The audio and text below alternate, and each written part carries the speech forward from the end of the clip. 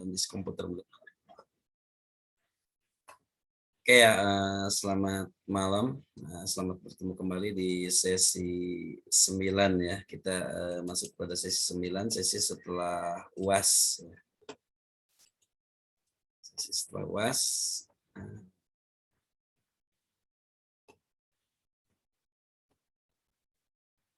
Ini oke ya. Ini kelihatan ya slide PowerPoint-nya. Oke ya. Nah, di sesi 9 ini saya masuk pada getaran dan gelombang.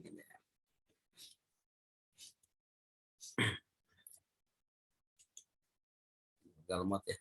Penggunaan getaran dan gelombang itu aplikasinya salah satunya untuk deteksi gempa gitu kan ya. Kemudian ini tadi apa? Deteksi getaran mesin ya.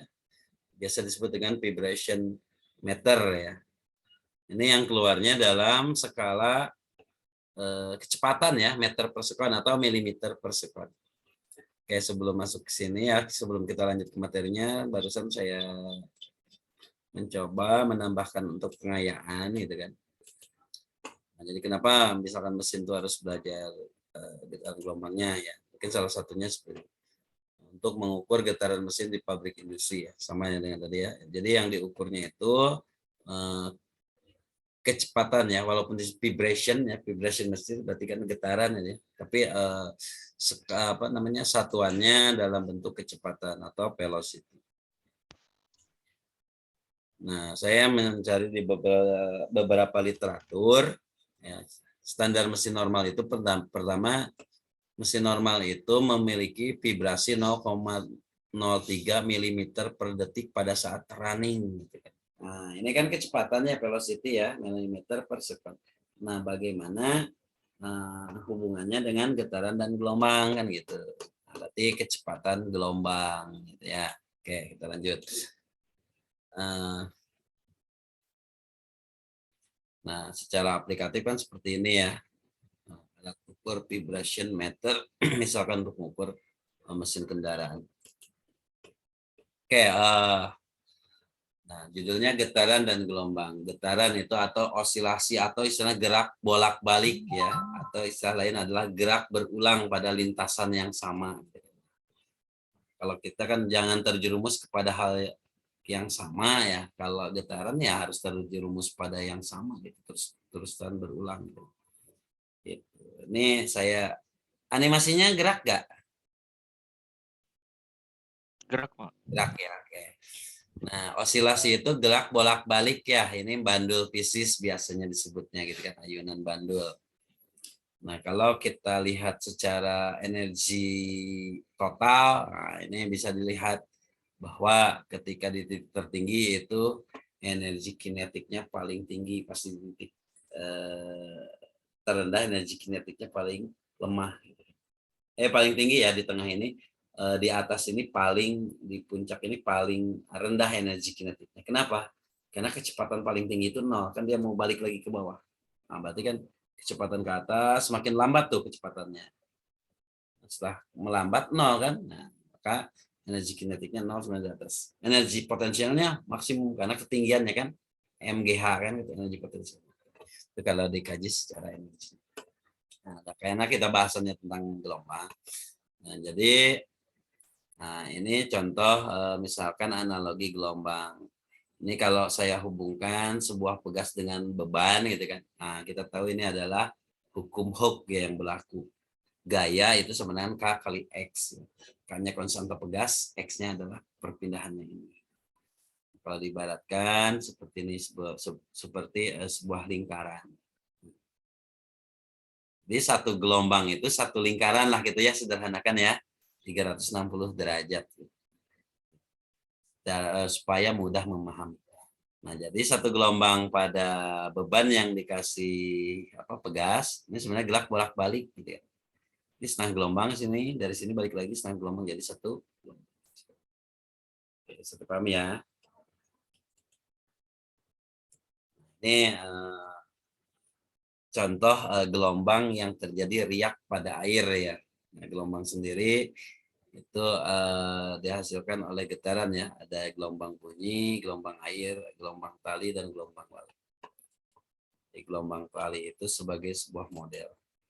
Nah, kan seperti ini ya. Di satu gelombang itu satu puncak, satu lembah ya. Satu puncak itu biasanya itu setengah gelombang. Maksudnya yang satu lembahnya juga setengah gelombang, setengah lingkaran. Jadilah satu lingkaran utuh satu gelombang. Seperti itu untuk memudahkan. Oh ya, ini tujuan perkuliahan ya, kita batasi aja. Pertama kita menentukan besaran frekuensi, amplitudo, periode, dan energi pada getaran harmonis. Karena kita belajarnya dibatasi pada getaran dan gelombang itu pada getaran harmonis. Untuk yang kedua untuk menentukan besaran-besaran frekuensi, amplitudo, periode, panjang gelombang, kecepatan gelombang pada gelombang mekaniknya. Jadi, nah sebut gerak harmonis itu seperti ini. Ini kan gerak harmonis. Jadi ini kalau Anda bandul, Anda gerakan, itu jangan dulu diukur, biarkan aja dia di posisi stabil, jadi cuma sedikit bandul bergerak-geraknya. Itu udah gerak harmonis. Begitu. Nah, gerak harmonis, ya, gerak harmonis sederhana. Jadi ketika massa di ujung pegas ditarik dengan gaya F sama dengan K kali X, ya. Ini berarti hukum Hooke yang berlaku. Ini rumus hukum Hooke, ya. F sama K kali X. Di mana K adalah konstanta pegas. Akan ada gaya pulih ya, atau restoring force yang besarnya berlawanan arah sebesar Kx juga. Ya. Jadi kalau gaya dorongnya Kx, gaya pemulihnya minus Kx. Jadi sifatnya hukum 3 Newton, aksi reaksi ya. Nah ini lebih jelasnya lagi kalau tadi saya menganalogikan lingkaran dengan satu gelombang itu seperti ini. Kan satu lingkaran 360 derajat ya posisi ini di puncak. Nah berarti di puncak itu baru 90 derajat ya, di ujung sini ke sini 180 derajat. Nah di sini 127. Ini garis-garis ini yang merahnya, yang horizontal pasti membentuk gelombang itu ya, untuk memahaminya. Nah ada istilah simpangan. Apa itu simpangan? Posisi benda terhadap titik setimbangnya. Ya sebut menyimpang kan. Nah, di titik kesetimbangan. Nah, berapa penyimpangannya? Berarti bergesernya dari titik kesetimbangan berapa? Satuannya berarti meter gitu ya. Amplitudo yaitu simpangan maksimum, sama ya, amplitudo juga satuannya meter. Amplitudo kalau di gelombang ini, nah ini puncak, nah ini amplitudo dari sini ke sini. Di 0 ke 1 ini adalah amplitudo positif ya. Nah dari sini, dari ini ke arah bawah ini amplitudo negatif. Kemudian periode itu apa? Waktu yang diperlukan untuk menempuh satu getaran penuh. Satu getaran penuh berarti satu gelombang. Berarti kalau satu gelombang adalah satu lingkaran penuh istilahnya gitu. Ya. Jadi untuk periode ini untuk menyederhanakan, untuk mengingatnya, Anda berlari pada lintasan lari yang bentuknya lingkaran. Nah, satu lingkaran penuh itu Anda berlari berapa waktu yang diperlukan. Itulah periode yang Anda tempuh. Ubah ke dalam sekon ya kalau dalam menit. Ubah ke dalam detik gitu kan. Untuk nyari apa nanti? Untuk nyari frekuensi. Karena kenapa? Frekuensi itu 1 per periode. Jadi 1 per waktu yang Anda dapatkan dari lari itu berapa? Itulah frekuensi. Satuannya Hz. Gitu. Jadi lari juga ternyata ada frekuensinya. Ya. Ini tidak analog, tidak ke alat-alat elektronik melulu gitu kan. Kemudian ada omega disebut dengan kecepatan sudut kan gitu ya. Nah, ini salah satu variabel gelombang itu omega itu. Omega adalah 2V per periode atau 2V kali F. Gitu ya. Sini sama dengan akar K per M. Nah, lanjut. Energinya gimana pada gerak harmonik sederhana? Nah, itu energi totalnya sama dengan setengah mv kuadrat ditambah setengah kx kuadrat. Di mana setengah mv kuadrat ini adalah energi kinetik. Nah, sekarang pada kondisi X-nya sama dengan A, ini X ya, maka energi totalnya A kuadrat setengah K kuadrat, X tinggal ganti dengan A, kan gitu ya. Kemudian pada saat X-nya sama dengan 0, nah ini berarti X-nya 0 ya. Berarti hanya setengah MP kuadrat, kan itu rumus dari totalnya. Kan? Nah, ini pada keadaan maksimumnya V-nya V maksimum. Ini enggak bergerak. Jadi energi total ini sebanding, dengan amplitudo kuadrat ini ya. Energi total ini sebanding dengan amplitudonya atau simpangan terjauhnya.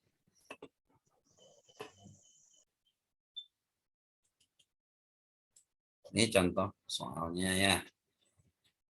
Nah, ini udah saya share kan di Edlink itu. PowerPoint. Oke, kita lanjut ya.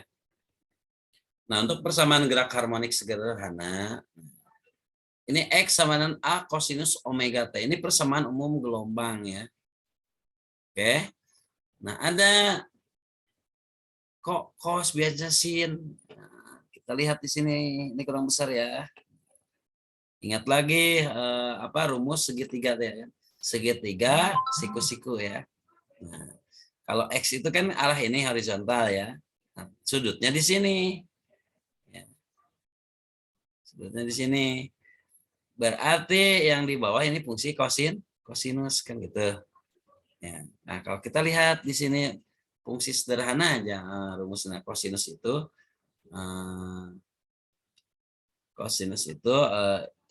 X per A per amplitudo gitu ya.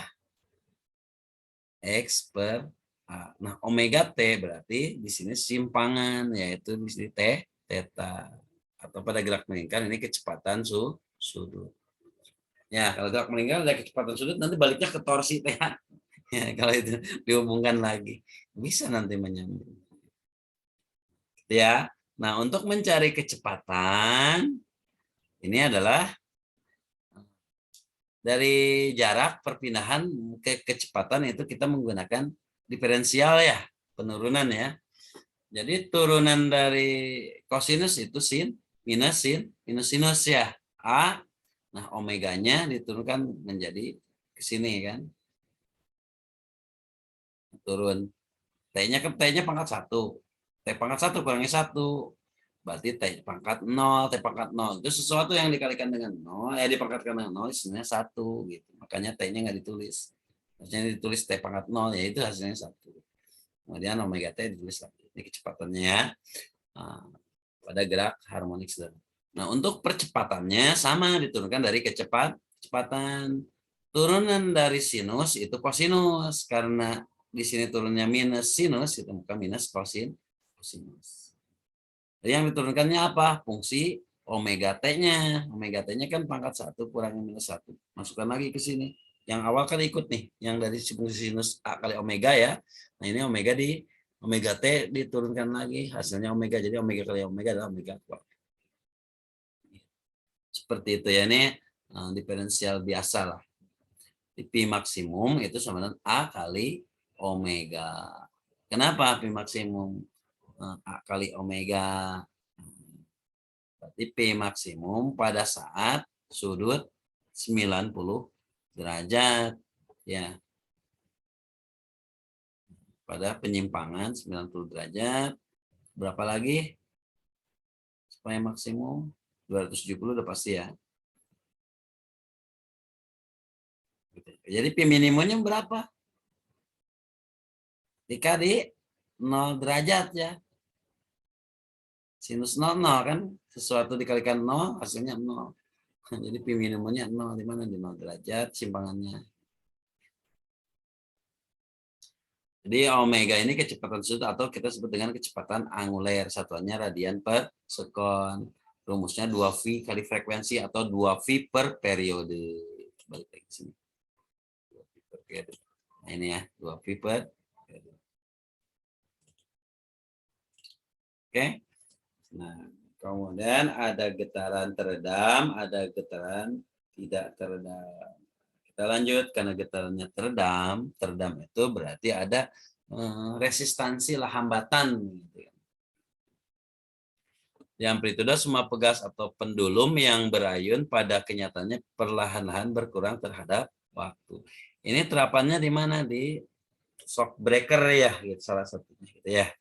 Nah, mana yang membuat teredamnya? Biasanya olinya itu kan, ya fluidanya. Jadi fungsinya seperti ini nanti gelombangnya. Semakin mengecil, masuk teredam itu nih semakin kecil. Apanya makin kecil? Simpa amplitudonya gitu ya.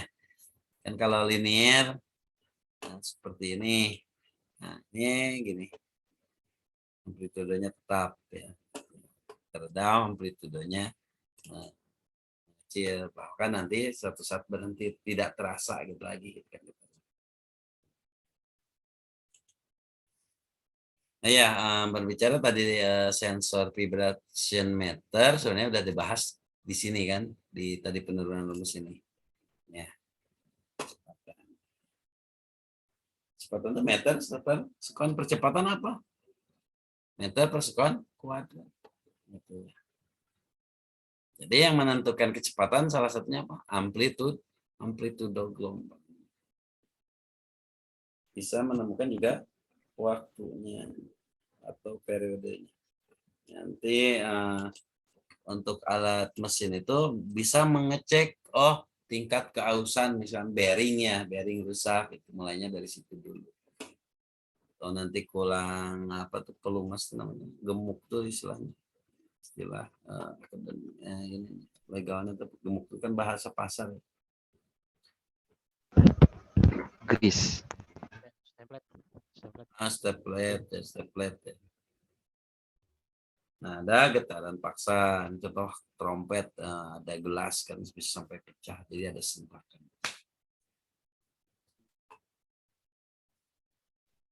Runtuhnya jembatan Taccomanero, hancurnya kristal karena suara ini gelas lah, salah satu. Itu ya. Saya juga untuk getaran ini belum pernah membuat sensor yang mendeteksi getaran gitu ya. Karena sekarang itu salah satunya bisa menggunakan GPS, sensor sebagai sensornya. Kan longitude, latitude, altitude ya. Tapi GPS yang presisi, benar-benar presisi. Mungkin itu salah satu sensor yang paling bisa digunakan, paling mutakhir gitu ya. Atau apa sih, akselerometer ya, kalau nggak salah, yang biasanya ditaruh di sepatu pelari itu untuk melihat pola pelari, atlet lari. Nah, saya ingat itu vibration meter itu ada teman saya seangkatan waktu di ITS fisika optik, kalau nggak salah dia fisika optik ambilnya, ya bikin sensor tadi vibration meter, katanya kan udah ada itu kan, itu masih mekanik, prinsip menggunakan fiber optik waktu itu. Jadi sensor itu menggunakan fiber optik. 2010 itu baru rame-rame itu FO itu fiber optik itu. Biasalah orang fisika kan banyak bercandanya gitu kan. Jadi ingat gitu. Nah, adapun karakteristik gelombang itu pertama, jika melewati batas antara dua medium akan mengalami pemantulan dan pembiasan. Kedua, jika melewati batas antara dua medium akan mengalami pemantulan dan pembiasan. Katakanlah medium udara dengan air ya, salah satunya. Atau yang lainnya. Dan jika dua gelombang bertemu, dia mengalami interferensi gelombang ya. Jika melewati suatu halangan, celah sempit, dia akan mengalami difraksi atau lentur. Nah, ini kalau dikembangkan kan luas lagi ya. Itu bagaimana efek pesawat ultrasonik dengan kecepatan ultrasonik misalnya. Kan di udara itu kecepatan yang bahkan adalah kecepatan aman itu kecepatan suara ya. Bagaimana kecepatan ultrasonik akan terjadi interferensi atau bagaimana? Nanti ke materialnya itu kajiannya nanti ke ilmu material bahan bodi pesawatnya. Hancur gak gitu kan, penyok gak dengan kecepatan ultrasonik menembus udara gitu kan. Nah, nanti ke teknologi radar juga ke sana gitu ya.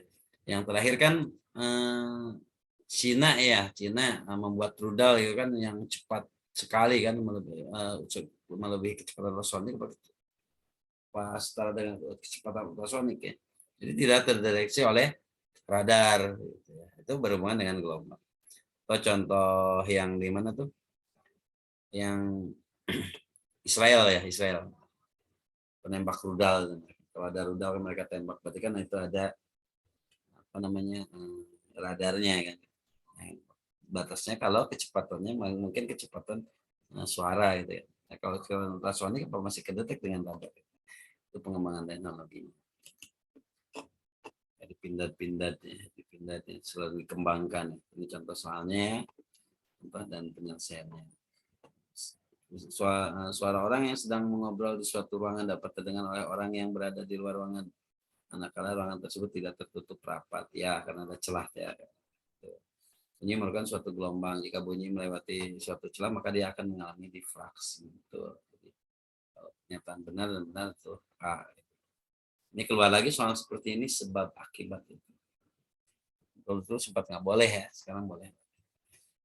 Jadi hot ya, soal hot salah satunya yang dikembangkan high order thinking skill. Bukan lot lagi sekarang, low order thinking skill. Jadi soal hot itu tidak ada yang disembunyikan, tidak ada. Misalkan tadi mencari kecepatan ya, dihitung dulu, enggak ditampilkan semua, justru cenderung menganalisis. Itu cocok untuk zaman sekarang gitu kan, karena secara konsep kan tinggal nyari di internet banyak ya. Tapi kan kalau konsep banyak juga kalau tidak bisa membaca gitu kan, artinya tidak bisa menganalisis, nah, ya percuma juga. Jadi yang diutamakan skillnya adalah tadi dapat menganalisis, mengerti lah atau paham ya, mengerti itu berarti kan tahu apa yang sedang dibicarakan. Kalau tidak tahu apa yang sedang dibicarakan berarti ya tidak disebutnya tidak mengerti. Oke, persamaan penjalan gelombang. Saya kembali lagi ya. Jadi Yasin omega T. Saya biasanya ngingetnya Yasin omega T gitu. Jadi nggak ada K ini ya. Jadi Yasin omega T itu persamaan umum gelombang. Kenapa harus muncul KX? Nanti kan ada gelombang itu tertinggal atau mendahului. Gitu. Karena munculnya nanti sini KX. Itu adalah amplitudo ya. Simpangannya tadi apa? Sudut ya, sin theta. Amplitudo satuannya meter. Makanya di sini bilangan gelombang 2 pi per lambda. Ini lebih lanjut lagi di fraksi maksudnya. Lambda adalah panjang gelombang, satuannya meter, omega 2 VF frekuensi disebut dengan frekuensi angular, atau saya biasanya menyebutnya kecepatan sudut sih gitu kan. Karena dia apa? Pada lingkaran kan kecepatan sudut. Sama itu, nggak ada bedanya. Karena satuannya sama-sama radian per sekon gitu. Kecepatan gelombang itu sama dengan lambda dikali F atau panjang gelombang dikali frekuensi, atau lambda per periode gitu ya, atau lambda dikali omega per 2F per 2V ya, V-nya 3,14. Masukkan sini. Misalnya. Jadi teredamnya udah dibahas ya. Teredam salah satunya tadi ada di orde teredam itu orde 2 ya. Tadi di sini tidak saya tampilkan, ini fisika dasar. Kalau tidak salah ada mata kuliah di mesin itu sistem instrumentasi dan sistem kontrol. Dulu sih di kurikulum D3 saya pernah ngajar itu. Nah, teredam itu redaman itu saya ajarkan di situ di sistem instrumentasi dan kontrol. Di situ teredamnya itu underdam atau ada 3 ya, ada 3 jenis. Kemudian jadi dicari formulasi matematisnya. Nanti ada konversi ya, saya udah lupa lagi ya, konversi dari impes transformasi dari waktu ke frekuensi gitu kan. Itu transformasi Laplace biasanya salah satunya untuk mengubah waktu ke domain frekuensi. Padahal frekuensi juga ada waktu-waktu juga kan itu. Karena hertz itu sama dengan per sekon. Atau hertz itu sama dengan sekon pangkat minus 1. Jadi sebenarnya hakikatnya frekuensi itu waktu-waktu juga. Kan tadi dari penurunannya periode waktu itu.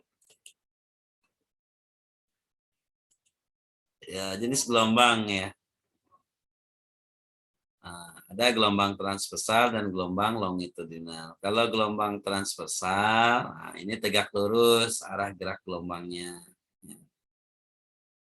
Medium atau medianya ya, tegak lurus dengan arah tegak lurus ya dengan arah gelombang. Jadi membentuk 90 derajat ya.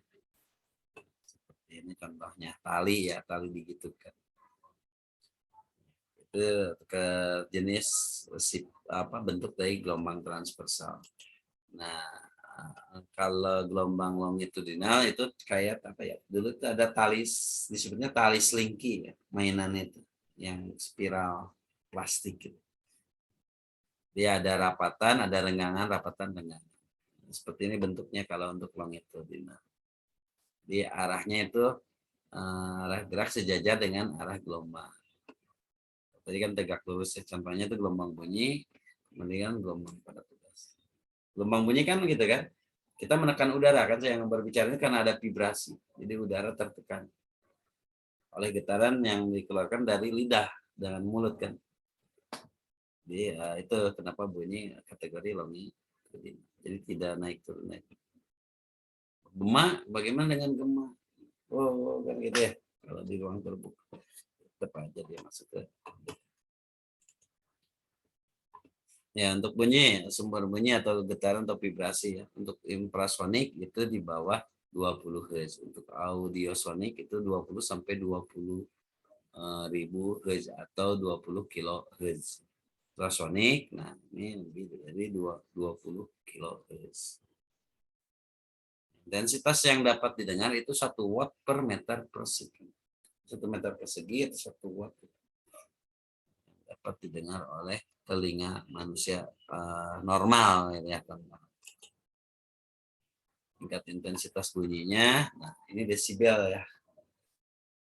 Intensitas bunyinya adalah desibel. Itu pernah nggak menemukan alat tadi mesin itu ada satuan desibelnya gitu kan.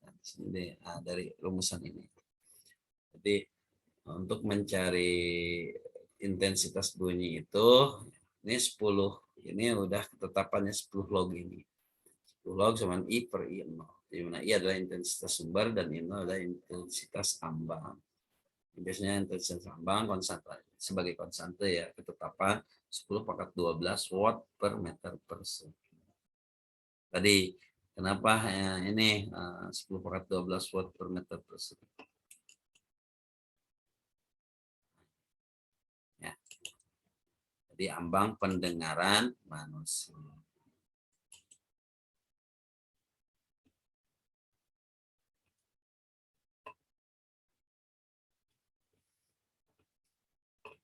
Ini ya levelnya ya untuk pesawat 120 desibel, untuk jet ya, pesawat jet. Kurang jelas ya, untuk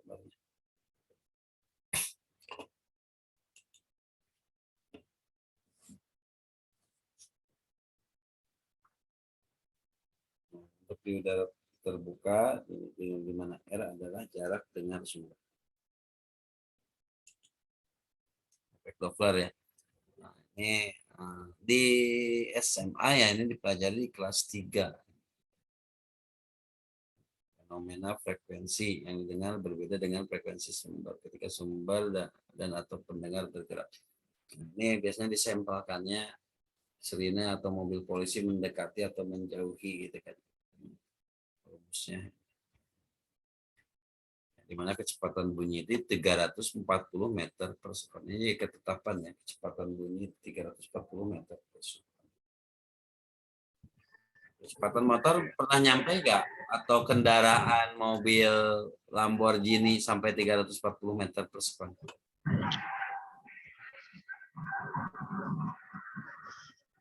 Kalau diubah ke kilometer berapa? 340 meter per sekon.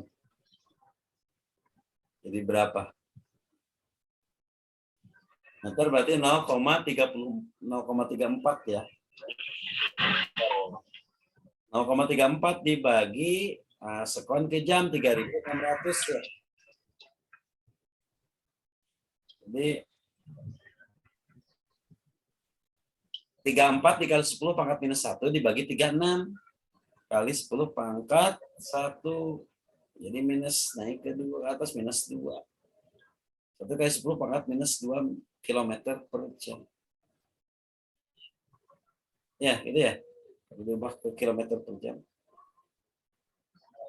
Terus ke kilometer kan diubah. 0,3 kali 10. 0,3 diubah ke minus 2 ya. 0,3 kan, 0,3 kilometer. 0,3 itu kan 3 kali 10 pangkat minus 1. Berarti kalau 34, 10 pangkat minus 2 dibagi 3.600, 36 plus 2, jadi minus 4 ya. Benar nggak? Mengubah. Artinya 340 meter per second ini dalam kilometer per jam berapa? Ada nggak kecepatan mobil?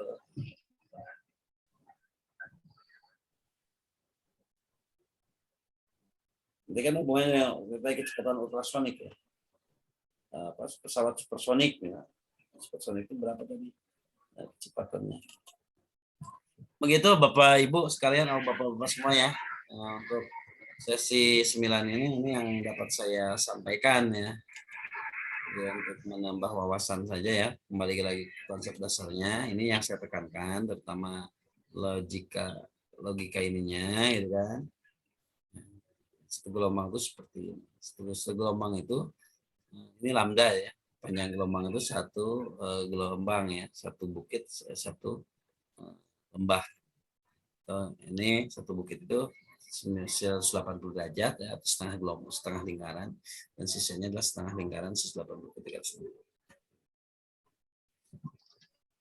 nanti apa hubungannya lagi kecepatan ya, apa waktu ya. Nah dari waktu kita dapat menentukan. Cuma banyak ya kalau nggak dibatasi. Nah ini nanti di shock breaker ya. Dulu saya pernah berpikir, nah untuk mengurangi redaman itu bisa diatur apa? Dengan cara memanaskan apa tuh namanya, fluida. Artinya memanaskan fluida di sini adalah memanaskan oli ya, itu pelumas di dalam shock breaker. Ketika panas kan dia encer ya. Beku pasti padat. Itu untuk mengatur redaman kan gitu. Ternyata sekarang udah banyak ya jualan shock breaker yang bisa diatur itu daya ini. Bisa dinaikkan, diturunkan ya. Di mesin 2 ZZ ya. Perkembangan sekarang sudah maju. Saya 2014, 2015 yang mengajar instrumentasi, saya berpikir karena konsep getaran teredam ini tadi kan orde 2. Orde 2 ini kalau di dalam resistor, di dalam kelistrikan sama juga ada orde 2. Disebut orde 2 itu pangkat paling tingginya adalah pangkat 2. Taman matematisnya gimana untuk yang teredam pada gelombangnya. Begitu ya Bapak-bapak. Sampai sini ada yang harus ditanyakan atau didiskusikan, silahkan. Saya off dulu ya ini rekamannya, barangkali nanti habis waktunya. Setelah itu kita lanjutkan diskusi, nanti saya share di kelas lain live session ini ya. Jadi saya di kelas lain tidak harus live session lagi. Oke ya, untuk sesi 9 kan setelah ini kita adakan diskusi, silakan ada hal yang harus ditanyakan